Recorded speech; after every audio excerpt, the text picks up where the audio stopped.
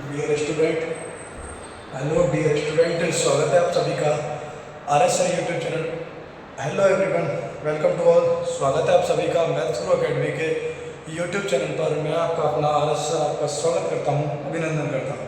जैसा कि सभी स्टूडेंटों को थंबनेल पर नजर आ ही गया होगा, हम लेकर आ चुके हैं आप सभी के लिए आर्मी, जीडी और ट्रेडमैन की प्रैक्टिस क्लास की पहली क्लास, जिसमें हम टॉप 30 क्वेश्चनों को फोड़ेंगे बड़े प्यार से, बड़े शानदार तरीके से। ठीक है, देखो भाई, मैथ्स गुरु अकेडमी का यूट्यूब चैनल है हमारा। इसको जाकर आप सबसे पहले आपको क्या करना है भाई, क्या कर लेना है आपको, सब्सक्राइब। क्या कर लेना भाई, आपको सब्सक्राइब कर लेना है। आपके आर्मी, जीडी और ट्रेडमैन दोनों की क्लास रहेगी। जीके जीएस के टॉप 30 क्वेश्चन होंगे आपके। बिल्कुल फील रहेगा आपका एग्जाम वाला। कैसा एग्जाम का फील रहेगा आपको, बिल्कुल कम्प्लीटली एग्जाम का आपका फील होने वाला है। ठीक है, जैसे एग्जाम में आते हैं पहले 15 क्वेश्चन जीके के, 15 क्वेश्चन साइंस के, उसी हिसाब से हम इस प्रैक्टिस सेट आप सभी के लिए लेकर आ रहे हैं भाई साहब, कंप्लीटली रूप से। ठीक है, बात करें नेक्स्ट, तो देखो ये हमारा जो आपका इंस्टाग्राम चैनल है आपका आर एस ग्राम से, इस नाम से आर एस ग्राम से। इसको जाके आपको पहले फॉलो करना है। जब हमारी प्रोफाइल खुलेगी तो ऊपर उसके जो प्रोफाइल खोलोगे तो इसके ऊपर ऐसे मिलेगा आपको कुछ ऐसे निशान था, उसको आप जाके क्या करना है, हमारा जो ब्रॉडकास्ट चैनल है वो क्या है आपका, ब्रॉडकास्ट चैनल। ठीक है, कौन सा है वो, ब्रॉडकास्ट चैनल। उसको जाके आपको क्या करना है, सब्सक्राइब। जब आप फॉलो कर लोगे उसको, वहाँ पर मैं सभी आपकी क्लास के पीडीएफ नोट्स, ठीक है, साथ ही साथ आपकी लाइव जब क्लास स्टार्ट होती है 8 बजे, कितने बजे से आपकी क्लास स्टार्ट होती है, 8 बजे से, उसकी लिंक में जैसे शानदार तरीके से शेयर कर देता हूँ। पहले ही आपके 8 बजे से पहले 7 बजे के मिनट पर आपकी क्लास लाइव हो जाएगी। ठीक है भाई, आपको बहुत प्यार से शानदार तरीके से क्वेश्चनों का कलेक्शन करेंगे। आपको हमारा जो यूट्यूब चैनल में शुरू करेंगे उसको जाकर आपको सब्सक्राइब कर लेना है। ठीक है भाई दोस्तों, तो बिना कुछ समय गया आप सभी की स्क्रीन पर आ रहा है, आप सभी के सामने पहला क्वेश्चन है, और प्यार से आप इस क्वेश्चन को सॉल्व करोगे, मेरे को इसका आंसर दोगे। आपके सभी के सामने स्क्रीन पर आपका जो क्वेश्चन है वो क्या है, उस क्वेश्चन है, निम्नलिखित में से कौन कभी भारत का वित्त मंत्री नहीं रहा। क्या क्वेश्चन है आप सभी के सामने, कौन कभी भी भारत का वित्त मंत्री नहीं रहा। देखो ऑप्शन नंबर ए आप सभी के सामने है, ऑप्शन नंबर ए आप सभी के सामने डॉक्टर मनमोहन सिंह, पी चिदम्बर, यशवंत सिंह सिन्हा, और डी ऑप्शन आपका है आपका कमलनाथ जी। आप ऐसे ऑप्शन जल्दी आप बताएंगे कौन कहाँ से किस प्रकार से कौन वित्त मंत्री नहीं है।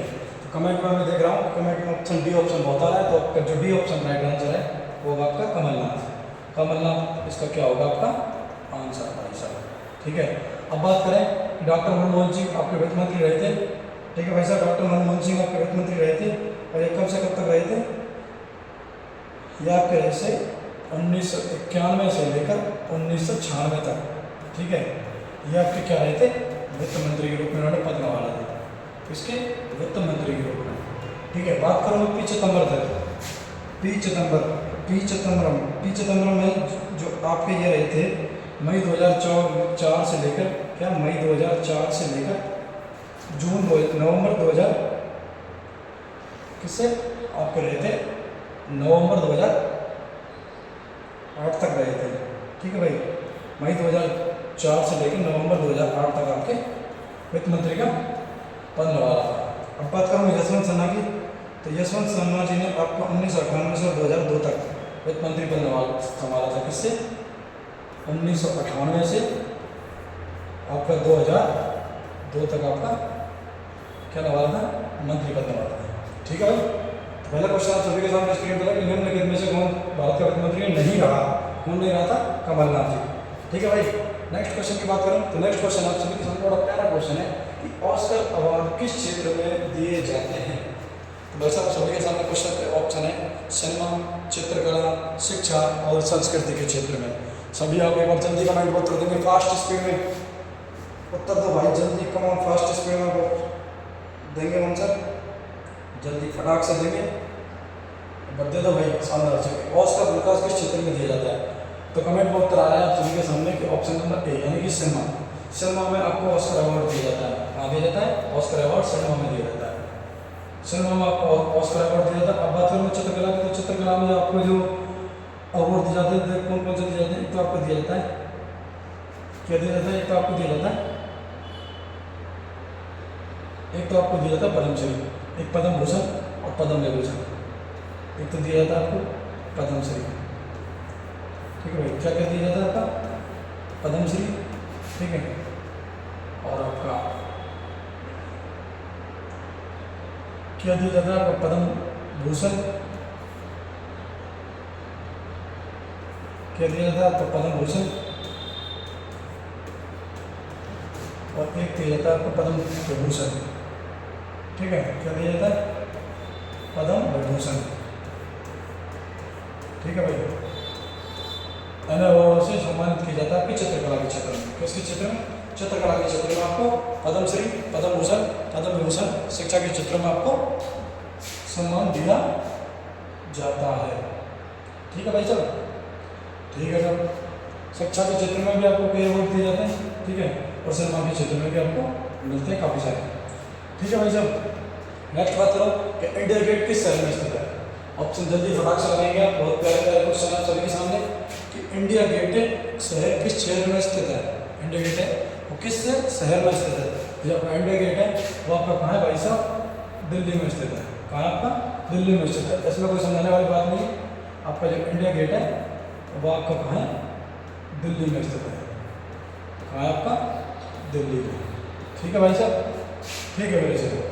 नेक्स्ट क्वेश्चन कि खिलाड़ी जी मिल्खा सिंह का संबंध किस खेल से है। सभी के सामने प्यारा सा क्वेश्चन आ गया कि खिलाड़ी जी मिल्खा सिंह किस खेल से संबंधित है। मत हार मेरे मंजिल के मुसाफिर, जब मंजिल मिल जाएगी तो जीने का मजा भी आएगा, आनंद भी आएगा। बहुत प्यारा सा क्वेश्चन आप सभी के सामने, बहुत फेमस क्वेश्चन है। तो देखो आपका खिलाड़ी जी मिल्खा जी किस खेल से संबंध रखते हैं। तो खिलाड़ी जी मिल्खा जी आपका जो संबंध रखते हैं गोल्फ से संबंध रखते हैं। किससे रखते हैं भाई साहब? आपका गोल्फ से संबंध रखते हैं। अगर बात करूँ आपकी हॉकी की, तो हॉकी का संबंध आपका है मेजर ध्यानचंद से। किससे संबंध है आपका? मेजर ध्यानचंद जी से आपका संबंध है। किससे संबंध है आपका? मेजर ध्यानचंद से। किससे संबंध है भाई आपका? मेजर ध्यानचंद से। ठीक है भाई साहब, ठीक है सर। क्रिकेट है, बिलियर्ड्स, बिलियर्ड्स भी एक खेल है। क्या आपका बिलियर्ड्स भी क्या है? क्या आपका खेल है।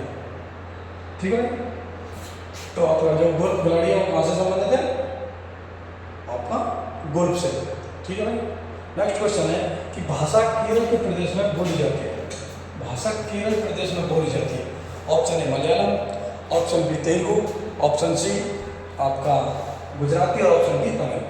मतलब क्वेश्चन बहुत शानदार है कि किस प्रदेश, केरल प्रदेश में आपकी कौन सी भाषा बोली जाती है। ठीक है, ऑप्शन ए मलयालम, तेलुगु, गुजराती, तमिल। सभी को मैं कमेंट में प्रश्न देख पा रहा हूँ, सभी का आंसर आ रहा है आपके मलयालम। ठीक है, तो केरल में जो आपकी जो भाषा बोली जाती है क्या बोली जाती है? मलयालम। कौन सी बोली जाती है? मलयालम भाषा बोली जाती है। ठीक है, अगर बात करें तेलुगु, तो तेलुगु की जो बोली जाती है तो बोली जाती है आपकी तेलंगाना। ठीक है, कहाँ बोली जाती है? तेलंगाना में। और दूसरी जो आपकी बोली जाती है वो बोली जाती है आपकी आंध्र प्रदेश में। कहाँ बोली जाती है? आंध्र प्रदेश में। ठीक है, कहाँ बोली जाती है आपकी? आंध्र प्रदेश में। अगर बात करूँ गुजरात की, तो गुजरात जो भाषा है आपकी वो बोली जाती है आपकी गुजरात में। कहाँ बोली जाती है आपकी? गुजरात में।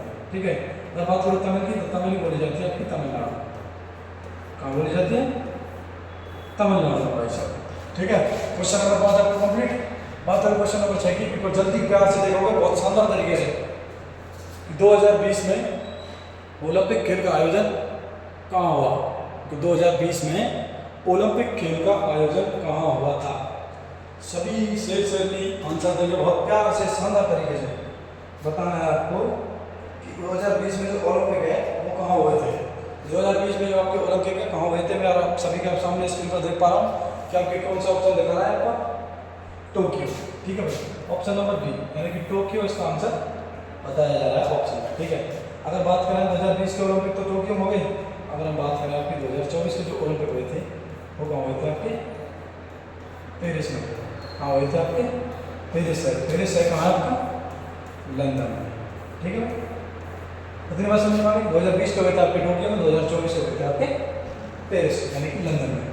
ठीक है भाई, नेक्स्ट बात करूँ आपका नेक्स्ट क्वेश्चन आप सभी के सामने कि भारत में किस राज्य की उच्चतम साक्षरता दर सबसे अधिक है भाई? केरल है, तमिलनाडु, पंजाब और हरियाणा। ये चार ऑप्शन आप सभी के सामने स्क्रीन पर आ रहे हैं। अगर प्यार से सभी स्टूडेंट जवाब देंगे आपका कि भारत के किस राज्य में सबसे साक्षरता किसकी है, सबसे कम किसकी है।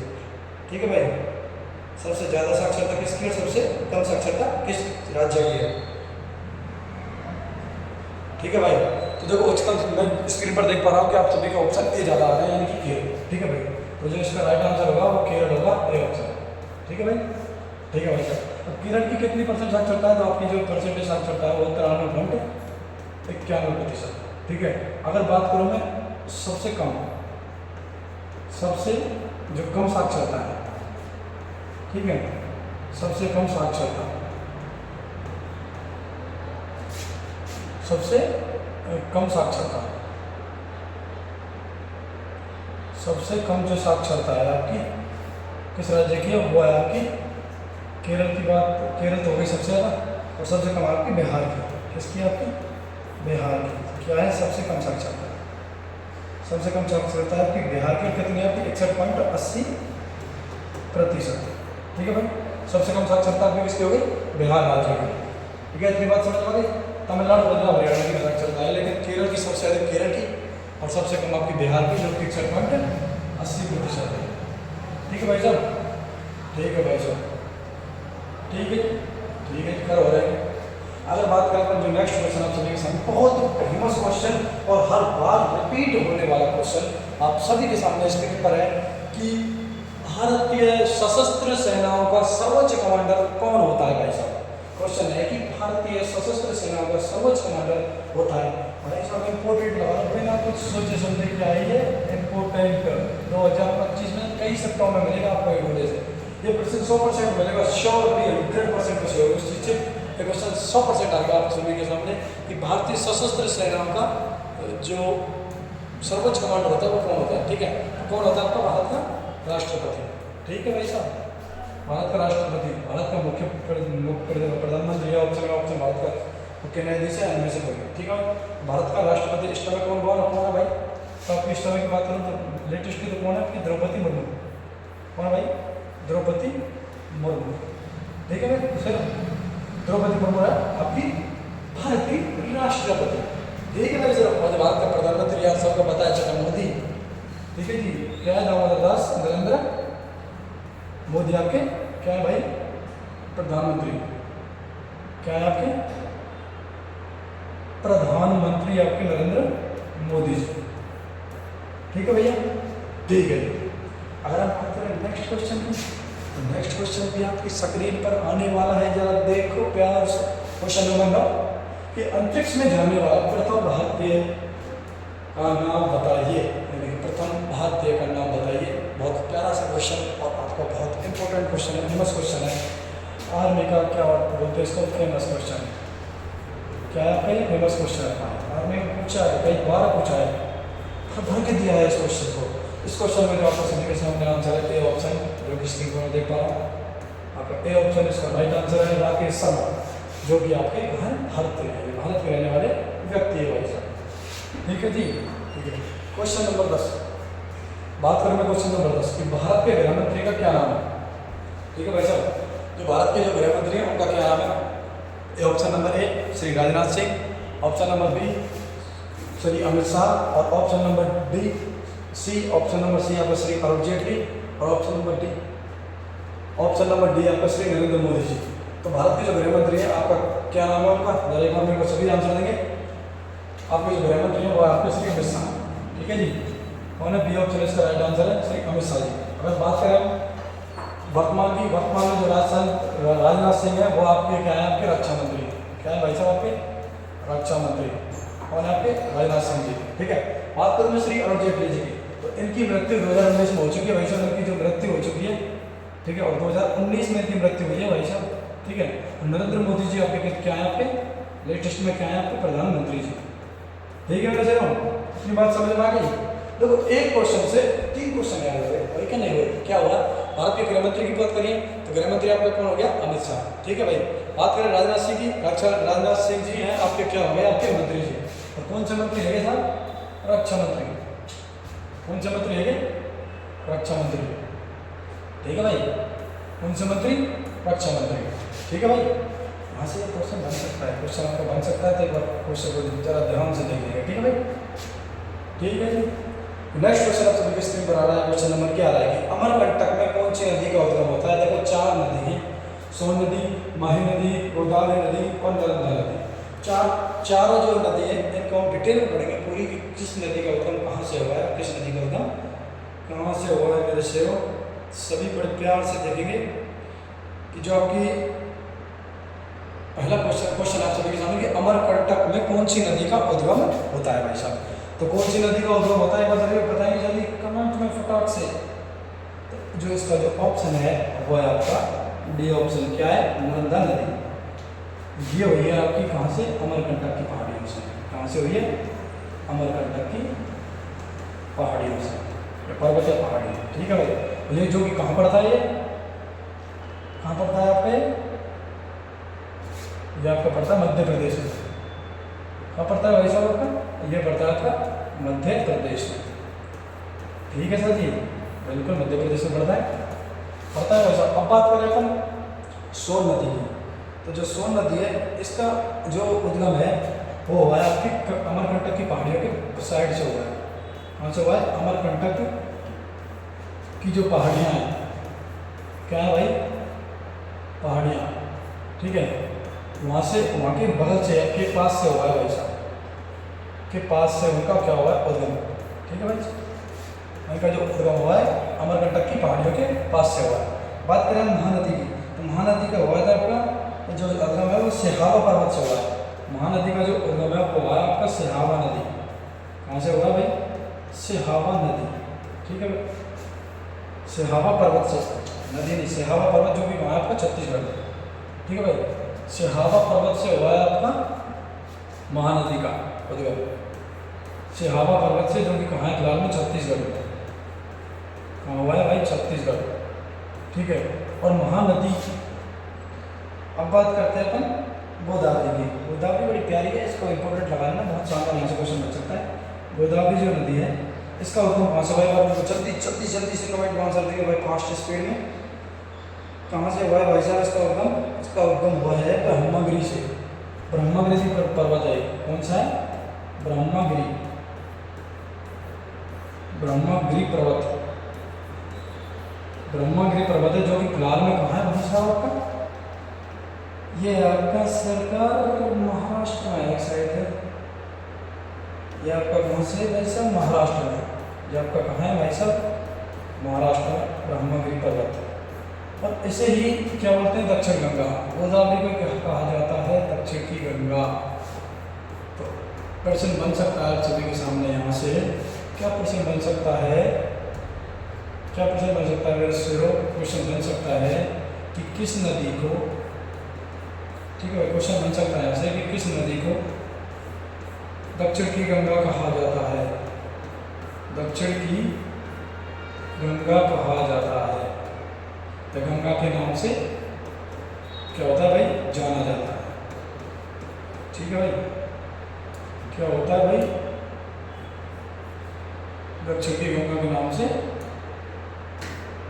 जाना जाता है, ठीक है भाई साहब, ठीक है सर जी, बिल्कुल राइट। कोई दिक्कत, कोई तकलीफ, कोई दिक्कत वाली बात ना, बिल्कुल सही है। तो ये बात समझ में आ गई। अब सभी के सामने आपको क्वेश्चन आ रहा है, बड़ा प्यारा सा क्वेश्चन नंबर 12 कि भारत और चीन के बीच में कौन सी रेखा विभाजित करती है? बड़ा प्यारा सा क्वेश्चन और बड़ा शानदार है, बहुत बार आर्मी में पूछा हुआ क्वेश्चन है। इसे भी आप इंपोर्टेंट लगा सकते हैं, इन चारों में से कोई ना कोई लाइन आपको पूछी जाएगी, ठीक है। भारत श्रीलंका की पूछ ले, भारत चीन की, भारत पाकिस्तान की, और भारत पाकिस्तान में से आपका ऑपरेशन सिंदूर से क्वेश्चन भी आ सकता है। किससे? ऑपरेशन सिंदूर का लागू हुआ, इस चीज़ का आपको ध्यान रखना है, ठीक है भाई साहब, ठीक है जी। क्वेश्चन बन सकता है इसका भारत पाकिस्तान से, बहुत इंपॉर्टेंट क्वेश्चन बन सकता है, ठीक है वैसे। तो भारत चीन की जो रेखा है उस रेखा का क्या नाम है? जरा एक बार कमेंट में उत्तर देंगे जल्दी फटाक से। मैं चेक कर पा रहा हूँ कि ऑप्शन नंबर 1 ज़्यादातर क्वेश्चन का आंसर आ रहा है भाई, ऑप्शन नंबर 1 यानी कि मैकमोहन रेखा। मैकमोहन रेखा इस क्वेश्चन का आंसर आ रहा है भाई साहब। तो मैकमोहन रेखा सभी क्वेश्चन का आंसर हो जाएगा कंप्लीट रूप से। अगर हम बात करें चीन लाइन, चीन लाइन को भी मैकमोहन रेखा को ही भाई आपका चीन लाइन कहा जाता है, यानी कि ये पहले रेखा हुआ करती थी लेकिन अब फिलहाल में इसे हटा दिया गया है, ठीक है। पहले ये रेखा हुआ करती थी, इसे अब हटा दिया गया है, ठीक है जी, मैकमोहन रेखा, ठीक है, मैकमोहन रेखा को ही कहते हैं, ठीक है भाई। अब बात करें डोरेंट लाइन। डोरेंट लाइन किस किस के मध्य बीच में जो सीमा है, तो डोरेंट लाइन आपकी अफगानिस्तान और पाकिस्तान के मध्य है। किसकी है भाई साहब? अफगानिस्तान और पाकिस्तान के मध्य। अफगानिस्तान, अफगानिस्तान और आपकी किसकी? अफगानिस्तान और पाकिस्तान के मध्य की है, ठीक है भाई साहब। पाकिस्तान, अफगानिस्तान और पाकिस्तान के मध्य की, पाकिस्तान के मध्य की, ठीक है जी। ठीक है भाई साहब, भारत और पाकिस्तान के मध्य की रेखा है। 7 पैरेलल रेखा इस समय यानी कि वर्तमान में यह रेखा नहीं है भाई साहब, वर्तमान में यह रेखा है नहीं, वर्तमान में रेखा नहीं है, ठीक है भाई साहब। ये प्रश्न पहले हुआ करती थी वियतनाम, क्योंकि वियतनाम अब एक पूरा देश है, ठीक है भाई। क्या नाम? वियतनाम। वियतनाम पहले उत्तरी वियतनाम और दक्षिणी वियतनाम हुआ करता था, उसको बीच की रेखा थी ये 7 पैरेलल। लेकिन अब जब से युद्ध हुआ, युद्ध के बाद वियतनाम और अब सिंगल देश हो गया, इस वजह से 17 जो पैरेलल है उसको हटा दिया गया है, ठीक है भाई, वर्तमान में।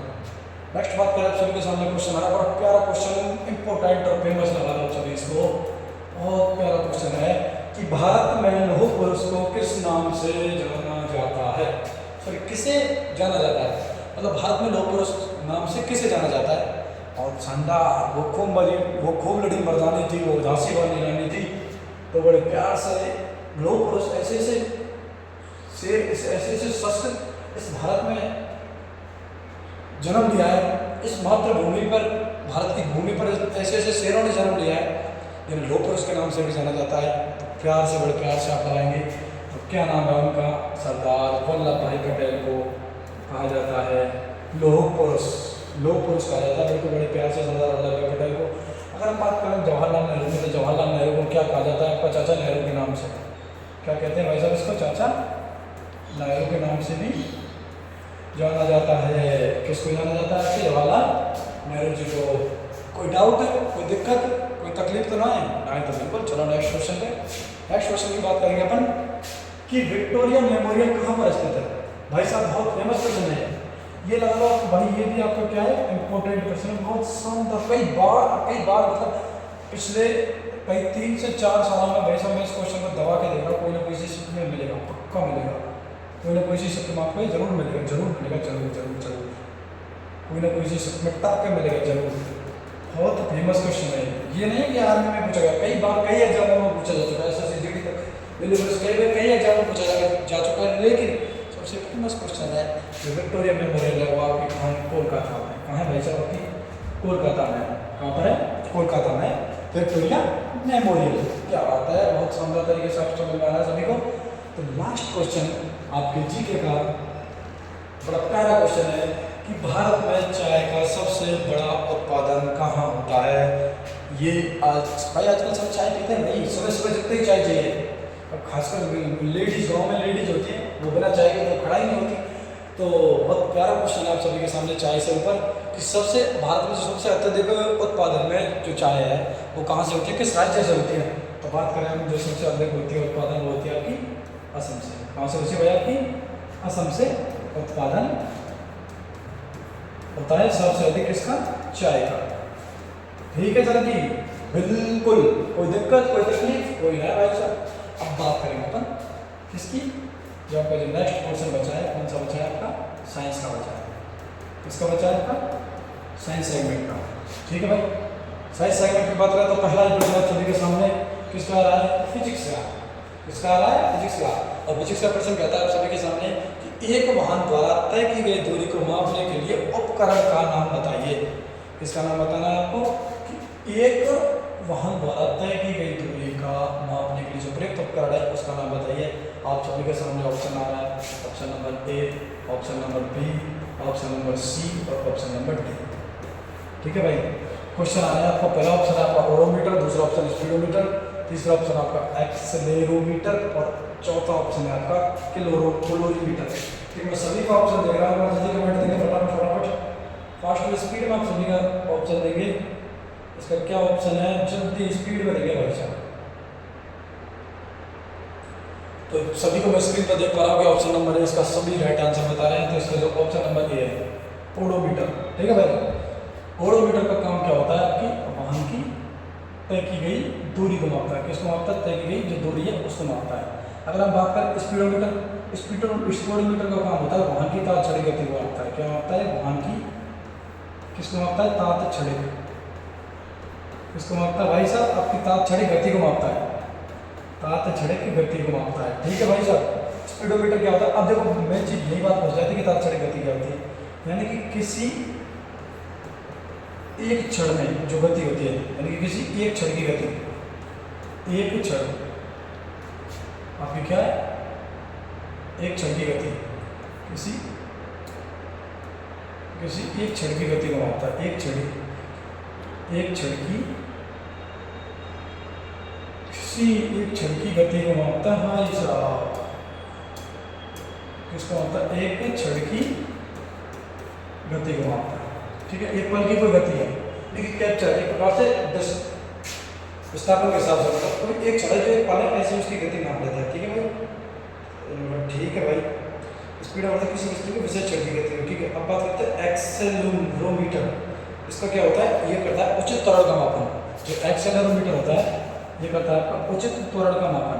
किसका मापन करेगा भाई साहब, उचित त्वरण का मापन। किसका करेगा भाई साहब, उचित त्वरण का मापन करेगा। ठीक है, अब बात करें कैलोरीमीटर। कैलोरीमीटर जो होती है आपकी, ये होती है आपकी रासायनिक अभिक्रिया। किसको, रासायनिक अभिक्रिया। ठीक है, रासायनिक अभिक्रिया और भौतिक परिवर्तन, और आपका भौतिक परिवर्तन,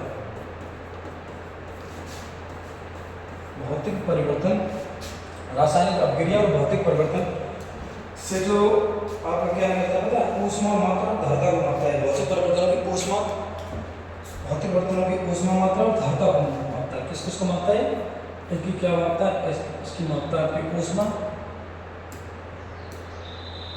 किस किसको मापता है, ऊष्मा धारता। ठीक है भाई साहब, ऊष्मा धारता, ऊष्मा की मात्रा कितनी होती है, ऊष्मा की मात्रा इसमें, और आपकी धारता कितनी होती है। ठीक है, एवं धारता को मापता है। किसको मापता है, अपनी धारता को मापता है। धारता को क्या करता है, सब मापता है, बिल्कुल मापता है। धारता को क्या करता है भाई, आपका मापता है। ठीक है भाई, ओडोमीटर क्या करता है, वाहन की गति को मापता है, दूरी को मापता है। ठीक है, स्पीडोमीटर की बात करो तो तात्क्षणिक गति, यानी कि किसी क्षण में जब की गई गति है उसके लिए मापता है। बात करें एक्सेलेरोमीटर की तो वो मापता है उच्च त्वरण का, और कैलोरीमीटर की बात करें तो रासायनिक अभिक्रिया, भौतिक परिवर्तन, ऊष्मा मात्रा और धारता को मापता है। नेक्स्ट क्वेश्चन, प्यारा क्वेश्चन है आप सभी के सामने, बहुत फेमस क्वेश्चन है कि निमोनिया मानव शरीर के निम्नलिखित में से किस अंग को क्या करता है, प्रभावित है। तो बताओ भाई, प्यारा सा क्वेश्चन, बड़े प्यार से आप सभी के सामने आ रहा है कि निमोनिया किस अंग को प्रभावित करता है। ऑप्शन नंबर ए रक्त, ऑप्शन नंबर बी फेफड़े, ऑप्शन नंबर सी आपका, ऑप्शन नंबर ए आप सभी के सामने रक्त। ठीक है भाई, ऑप्शन नंबर ए आप सभी के सामने क्या है, रक्त। ऑप्शन नंबर ए आप सभी के सामने क्या है, रक्त। ऑप्शन नंबर बी फेफड़े, ऑप्शन नंबर सी आपका, ठीक है भाई, ऑप्शन नंबर सी आपका यकृत, और ऑप्शन नंबर डी आपका बी ऑप्शन हृदय। ठीक है भाई साहब, तो बात करें, बताओ भाई कौन कौन सा हो सकता है। तो जो उसका ऑप्शन है वो ऑप्शन नंबर बी है, क्या है आपका, फेफड़ा। क्या है आपका, फेफड़ा। ठीक है, निमोनिया जो मानव शरीर को निम्नलिखित में से किस अंग को प्रभावित करता है, तो किसको प्रभावित करता है भाई साहब, फेफड़े को। ठीक है भाई साहब, किसको करता है, फेफड़े को करता है भाई साहब। अगर हम बात करें यकृत की, तो यकृत है वो किससे प्रभावित होता है, यकृत आपका जो प्रभावित होता है वो होता है आपका पीलिया से। किससे होता है, पीलिया से। पीलिया जो रोग होता है ना, उससे आपका क्या होता है, ये प्रभावित, क्या होता है आपका, प्रभावित होता है। ठीक है भाई साहब, ठीक है। नेक्स्ट जो क्वेश्चन आप सभी के सामने कि निम्नलिखित में से किस लेंस का उपयोग मानव नेत्र के निकट मानव नेत्र के निकट दृष्टि दोष या मायोपिया बोलते हैं जिसको, निकट दृष्टि दोष को क्या बोलते हैं अपन, मायोपिया। ठीक है, कुछ समस्या ठीक करने के लिए किया था। अब देखो इसको बड़े प्यार से देखना है, बहुत शानदार तरीके से देखना है, पर बहुत इंपॉर्टेंट क्वेश्चन है, मतलब पक्का आएगा। निकट दृष्टि दोष या दूर दृष्टि दोष कहीं ना कहीं से क्वेश्चन जरूर पूछेगा, कोई ना कोई चीज में पूछ सकता है, आपसे बहुत प्यार से पूछेगा। ठीक है, देखो दो चीज होती है, निकट दृष्टि दोष क्या होता है और दूर दृष्टि दोष क्या होता है। देखो जो हम बोलते हैं उसका सेम उल्टा होता है। अब जैसे मैं बात करूँ दूरदृष्टि दोष, तो दूरदृष्टि दोष आप जैसे मैंने बोल दिया कि आपको दूरदृष्टि दोष है, लेकिन आपको पता है, आप समझोगे कि दूरदृष्टि दोष का मतलब है उससे दूर की वस्तु दिखाई देगी, लेकिन ऐसा नहीं है। दूरदृष्टि दोष का मतलब होता है उससे दूर की तो दिख रही है, लेकिन नजदीक की जो वस्तु है वो कंप्लीटली रूप से उसको धुंधलापन दिखाई दे रहा है, यानी कि उसको दिखाई नहीं दे रही नजदीक की वस्तु। अगर दूरदृष्टि दोष है तो, अगर नजदीक दृष्टि दोष है तो उसको दूर की वस्तु नहीं दिखाई दे रही, जबकि नजदीक की उसको दिखाई दे रही है, यानी कि बोलने का जस्ट उल्टा है। दूर की बात करेंगे तो नजदीक की नहीं दिखाई देगी, नजदीक की करेंगे तो दूर की नहीं दिखाई देगी। ठीक है भाई, अब बात करना है इसमें निकट दृष्टि दोष। निकट दृष्टि दोष में आपका अवतल लेंस का यूज होता है। किस लेंस का यूज होता है भाई साहब, किस लेंस का यूज होता है आपका, अवतल लेंस का यूज होता है। किस लेंस का, अवतल लेंस का यूज होता है। किस लेंस का यूज होता है भाई साहब, किस लेंस का यूज होता है आपका, अवतल लेंस का। ठीक है मेरे जरा, अब बात करें उत्तल लेंस की। उत्तल लेंस का जो यूज होता है आप सभी का, वो होता है आपका दूर दृष्टि दोष में। इसमें होता है आपका दूर दृष्टि दोष में आपका उत्तल लेंस का यूज होता है। दोनों चीज़ें इंपॉर्टेंट है, ध्यान रखना, प्यार से रखना। ठीक है, देखो बहुत शानदार क्वेश्चन आप सभी के सामने स्क्रीन पर, निम्नलिखित में से एक आदर्श गैस का तत्व है भाई साहब। क्या है आपका आदर्श गैस का तत्व। आदर्श गैस जो तत्व है वो क्या है आपका, नियॉन। क्या है आपका, नियॉन। इसे क्या बोलते हैं, नियॉन। ठीक है भाई साहब, इसे क्या बोलेंगे, नाइट्रोजन। ठीक है, इसे क्या बोलेंगे, कैल्शियम। ठीक है भाई साहब, क्या बोलेंगे, कैल्शियम। देखो इनका परमाणु क्रमांक क्या होता है, परमाणु मेरे को कमेंट कर दो। फर्स्ट नाइट्रोजन का क्या होता है, 7। नाइट्रोजन का क्या होता है आपका 7। कार्बन का कितना होता है आपका 20। तो आप जल्दी एक बार फॉरवर्ड करेंगे, जल्दी फॉरवर्ड करेंगे, कितना होगा, जल्दी बताएंगे। क्लोरीन का कितना होता है आपका 9। ठीक है भाई साहब, की हाइड्रोजन है, hydrogen, helium, lithium, beryllium, boron, carbon, nitrogen, oxygen, लियम, फ्लोरीन, ऑक्सीजन। ठीक है, आपको सारणी कम से कम 20 तक याद होनी चाहिए।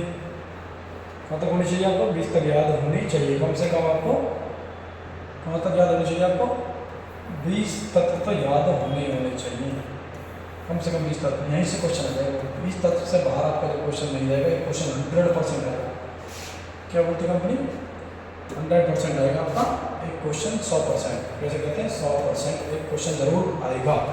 ठीक है, नेक्स्ट बात करते हैं। आपका जो प्रश्न है कि भारत में डीएनए फिंगरप्रिंट किस रूप में, या डीएनए फिंगरप्रिंट के जनक को के रूप में जाना जाता है, बताइए। मैं प्यार से जरी शानदार तरीके से मेरे को इस क्वेश्चन का आंसर देंगे भाई साहब, शानदार तरीके से। आप सभी के जो ऑप्शन है वो है doctor Rajaji Trivedi, SN. Swaminathan, doctor Balaji Singh और C.N. राव। सभी बार इसका आंसर देंगे फटाफट। तो डीएनए जो फिंगरप्रिंट को जनक जो माना जाता है वो माना जाता है डॉक्टर बालाजी सिंह को। किसको माना जाता है, डॉक्टर बालाजी सिंह को क्या माना जाता है, आपका डीएनए फिंगरप्रिंट का जनक। डीएनए फिंगरप्रिंट का जनक क्या माना जाता है, फिंगरप्रिंट का जनक माना जाता है। ठीक है जी। तो हमें स्वामीनाथन की बात करूँ जीके की, तो इसको अभी भी किया हुआ है, अवार्ड से सम्मानित किया गया 2024 में, अवार्ड से सम्मानित किया गया है।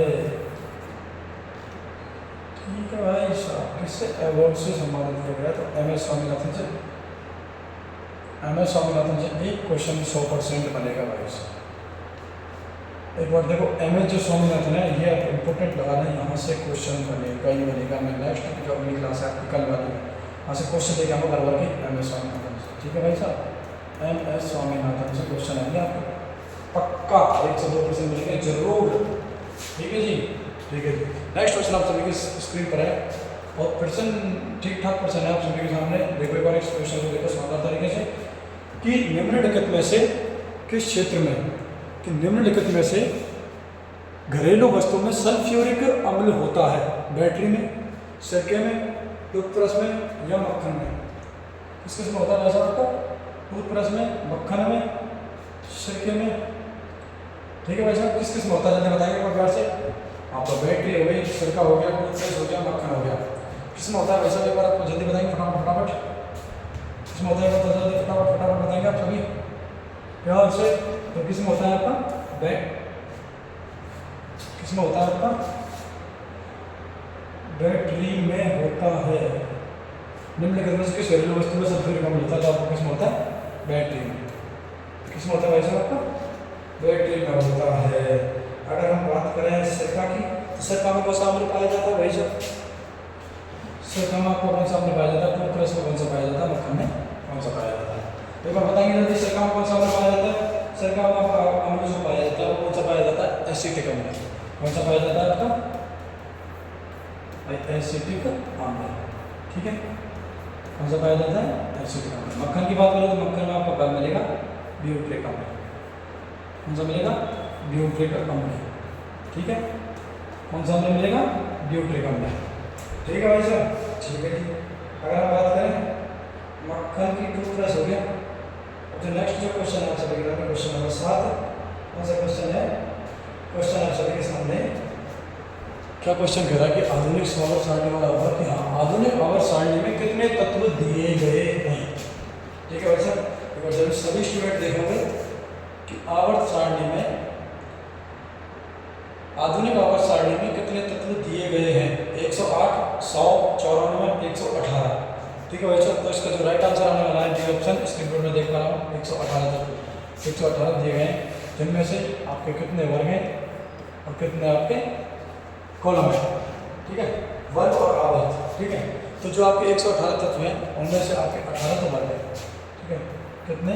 18 वर्ग। और आज जो आपके आवर्त है, ठीक है, जो आपके क्या है भाई? आवर्त। जो आपके आवर्त है वो आपके दे रखे कितने? 7 आवर्त, 18 वर्ग, और टोटल जो आपके 118 आवर्त सारणी में तत्व है भाई साहब। ठीक है भाई, 7 आवर्त और 18 वर्ग है जी। नेक्स्ट क्वेश्चन आप सभी के सामने आ रहा है बड़े प्यार से कि इलेक्ट्रॉनों में क्या, इलेक्ट्रॉनों की तरंग प्रकृति सबसे पहले किसके द्वारा सिद्ध की गई थी? किसके द्वारा सिद्ध की गई थी? प्रकाश वैद्य प्रभाव के कारण, क्लोजेस्ट प्रयोग के कारण, कंपोस्ट प्रभाव के कारण, और डेविसन और जर्मन के प्रयोग के द्वारा। किसके द्वारा की गई है? तो की गई है आपकी डेविसन और जर्मन प्रयोग के द्वारा। इसका क्या किया गया? ये जो प्रकृति है इसको सिद्ध किया गया है डेविसन और जर्मन प्रयोग के द्वारा। किसके द्वारा किया गया? डेविसन और जर्मन प्रयोग के द्वारा इसको कंप्लीटली रूप से सिद्ध किया गया है। ठीक है भाई, तो बताना आपको नेक्स्ट क्वेश्चन आप सभी के सामने बड़ा प्यारा क्वेश्चन है कि पर्वत में विद्युत की उपस्थिति में, कि पर्वत में विद्युत की उपस्थिति का पता लगाने के लिए निम्नलिखित में से किस उपकरण का प्रयोग किया जाता है? ओम मीटर, बिल्कुल जी। वोल्ट मीटर, बिल्कुल जी। रियोस्टेट, बिल्कुल जी। और गैल्वेनोमीटर। तो जो पर्वत में जो विद्युत की उपस्थिति में जो उपकरण है किसका यूज किया जाता है? उसमें किया जाता है आपके गैल्वेनोमीटर। किसका यूज किया जाता है? आपके गैल्वेनोमीटर का। ठीक है भाई साहब, गैल्वेनोमीटर का यूज किया जाता है। ठीक है भाई साहब, किसका यूज किया जाता है? आपके गैल्वेनोमीटर का। किसका यूज होता है लगाओ? किसका होता है? गैल्वेनोमीटर का। किसका होता है? गैल्वेनोमीटर का। ठीक है भाई साहब, अब बात करें ओम मीटर। ओम मीटर का यूज कहाँ होता है? ठीक है, ओम मीटर का यूज कहाँ होता है? वोल्ट मीटर का यूज कहाँ होता है? रियोस्टेट का यूज कहाँ होता है? ओम मीटर का जो यूज होता है वो होता है विद्युत प्रतिरोध की मापता है। विद्युत प्रतिरोध को मापता है। किसको मापता है? ओम मीटर का जो यूज है वो विद्युत का प्रतिरोध मापता है। क्या मापता है? विद्युत प्रतिरोध। ठीक है, विद्युत प्रतिरोध को मापता है भाई साहब। विद्युत प्रतिरोध का मापन करता है। ठीक है भाई साहब, बिल्कुल जी। वोल्ट मीटर की बात करते हैं तो वोल्ट तो आप ही चुका हुआ है। वोल्ट का मतलब होता है धारा, और जो वोल्ट को मापता है वोल्ट मीटर। ठीक है, किसको? जो वोल्ट को मापता है। ठीक है, वोल्ट को मापता है। बोलता है वोल्टमीटर। अब बात करें रियोस्टेट। देखो रियोस्टेट को किस क्या कहते हैं, रियोस्टेट किस मापता है, रियोस्टेट है जो मापता है वो करता है क्या करता है, उसका काम होता है धारा को नियंत्रित करना। क्या होता है, धारा को नियंत्रण करना, धारा का क्या करना, नियंत्रण करना, धारा का नियंत्रण करना, धारा का नियंत्रण करना भाई साहब, धारा क्या करता है, नियंत्रण करता है। समझ बैठ गई बात भाई साहब, बिल्कुल बैठ गई। आप सभी के सामने जो नेक्स्ट क्वेश्चन है स्क्रीन पर दर्ज आ रहा है कि तापमान की वृद्धि के साथ साथ एक अर्धचालक का प्रतिरोध पहले बढ़ता है फिर घटता है, समान रहता है या वृद्धि होती है या घटता है। तो सभी से जो इसका ऑप्शन है, ये ऑप्शन पहला ऑप्शन आप सभी के सामने पहले बढ़ता है फिर घटता है, बी ऑप्शन है समान रहता है, सी ऑप्शन वृद्धि होती है और डी ऑप्शन आपका घटता है। तो जो इस क्वेश्चन में जो आंसर है वो है आपका घटता है। क्या होता है, घटेगा। देखो सीधी सीधी भाषा, देसी भाषा की बात होता हूँ। देखो एक तरफ तो पड़ रही है बढ़िया खासी गर्मी, ठीक है, क्या पड़ रही है भाई आपकी गर्मी, इधर गर्मी और हम सो रहे हैं भैया बर्फ के घर में, बर्फ बना रखा है, बर्फ का घर बना रखा है हमने और सो रहे हैं भाई साहब। जब हम गर्मी में वृद्धि करेंगे यानी कि तापमान में वृद्धि करेंगे तो बर्फ क्या होगी, पिघलेगी, तो बर्फ का जो घनत्व वो घटेगा, सीधी सी बात है। जब तापमान बढ़ाओगे तो बर्फ का जो घनत्व ऑटोमेटिक घटेगा या नहीं घटेगा, बिल्कुल घटेगा, घटेगा। तो यही इसका सेम सिस्टम है, जब तापमान में आप वृद्धि करोगे तो जो अर्धचालक का जो प्रतिरोध है वो ऑटोमेटिक ही घटेगा। बिल्कुल बिल्कुल सत्य बात, इतनी बात समझ में आ गई, क्लियर आ गई, बिल्कुल आ गई भाई साहब। नेक्स्ट जो आप सभी के सामने क्वेश्चन है, बड़ा प्यारा क्वेश्चन है और इम्पोर्टेंट क्वेश्चन बोलते हैं इसको, क्या बोलते हैं, इम्पोर्टेंट, लिख देता हूँ पूरा इम्पोर्टेंट, 2025 में जीडी में आने वाला क्वेश्चन है। तो प्यारा क्वेश्चन क्या कहता है कि प्रकाश, सब जब प्रकाश को किरण कांच या प्रिज्म पर पड़ती है तो प्रकाश का रंग सबसे कम विचलित होता है। तो सबसे कम जो विचलित होता है वो आपका किस रंग में होता है, लाल रंग में। किसमें होता है आपका, लाल रंग में विचलित होता है। किसमें होता है आपका, लाल रंग में विचलित होता है। किसमें होता है भाई साहब आपका, लाल रंग में विचलित हो रहा है आपका। देखो दो चीज़ें, सबसे अधिक तरंग दैर्घ्य किसकी होती है, लाल रंग की। देखो तरंग दैर्घ्य का मतलब कौन सा है, सबसे जो अधिक तरंग दैर्घ्य किसकी होती है, सबसे अधिक जो तरंग दैर्घ्य, सबसे अधिक जो तरंग दैर्घ्य है वो होती है किसकी, लाल रंग की। और सबसे कम की बात करो, अधिक तो होगी ये, और सबसे कम की बात करो, सबसे कम तरंग दैर्घ्य किसकी होती है, किस रंग की होती है, जल्दी बता दो। बैंगनी की होगी, बिल्कुल। किसकी होगी आपकी, किसकी होगी आपकी, बैंगनी की होगी। किसकी होगी आपकी, बैंगनी की होगी। किसकी होगी लाला, बैंगनी की।